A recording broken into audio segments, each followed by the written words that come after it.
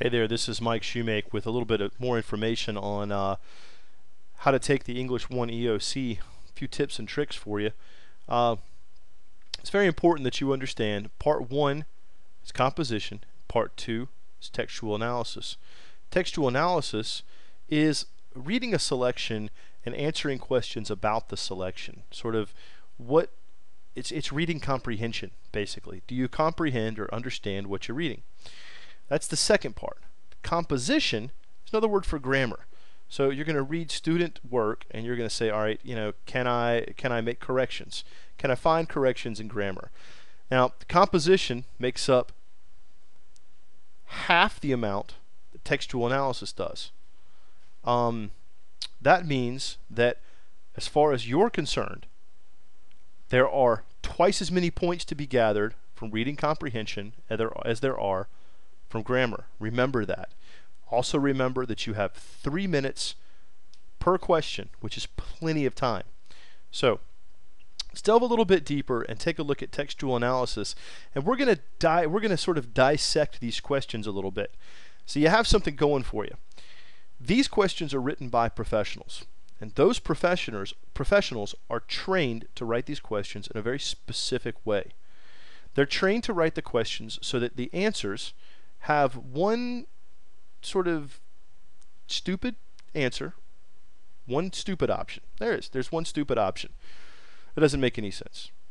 There's one throwaway option. It's not stupid, but it's sort of the opposite of the other two. And the other two are going to be typically, and this isn't always consistent, but it's typical, the other two are sort of similar. So it's usually very easy to break down your 4 options to 2 options.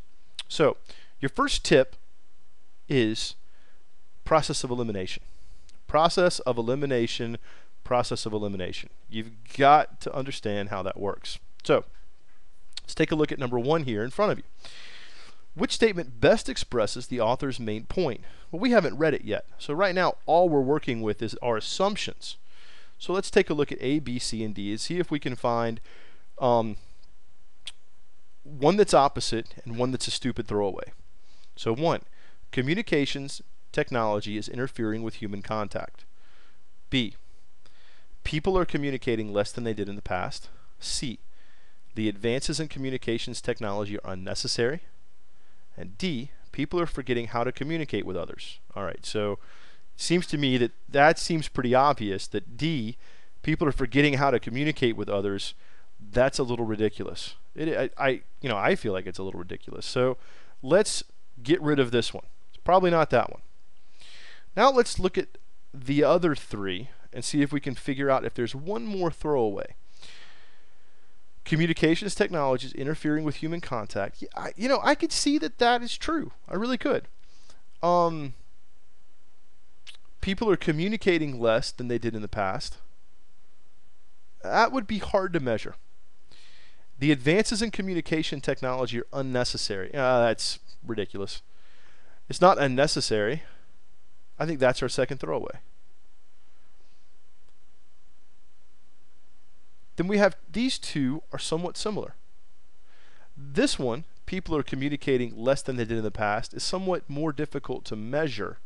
So my guess is A is correct. Now let's see if I'm right. Let's scroll down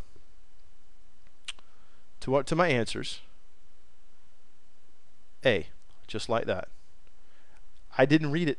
Nope, I didn't. I'm not cheating here. I didn't look at the answer beforehand, and I didn't look at the text to analyze.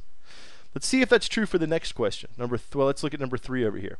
Which best describes the author's tone throughout the selection? All right, amused, critical, hostile, indifferent. All right, so if the author was indifferent, this would be less interesting to read. So I'm thinking it's probably not that one. If he was hostile, it probably wouldn't be appropriate to use in the test. So I think it's probably not that one. Critical or amused? I think it's probably going to be critical, but I'm just guessing. Let's see. Ooh, looks like I was wrong on that one. That's okay, because we're learning here. And again, remember, we didn't even look at them. Didn't even look at the text.